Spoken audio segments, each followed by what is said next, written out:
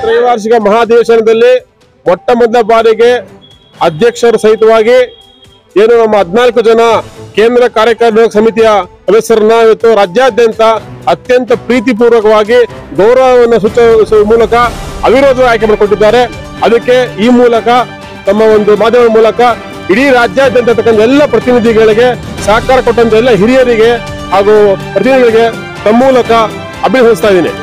ಜೊತೆಯಲ್ಲಿ ಇನ್ನೊಂದು ಪಾಯಿಂಟ್ ಇದೆ, ಇವತ್ತೇನು ನಮ್ಮ ಬಲರಾಮಣ್ಣವರು 30 ವರ್ಷಗಳ ಸತತವಾದಂತ ಒಂದು ಸೇವೆಯನ್ನು ಮಾಡಿದಕ್ಕೆ ಇವತ್ತು ಎಲ್ಲ ಅಧ್ಯಕ್ಷರುಗಳು ಎಲ್ಲ ಸಹೋದ್ಯೋಗಿಗಳು ಎಲ್ಲರೂ ಸೇರ್ಕೊಂಡು ಇವತ್ತು ಅವ್ರನ್ನ ಅವಿರೋಧ ಅಧ್ಯಕ್ಷ ಮಾಡಿಕೊಟ್ಟಿದ್ದಾರೆ.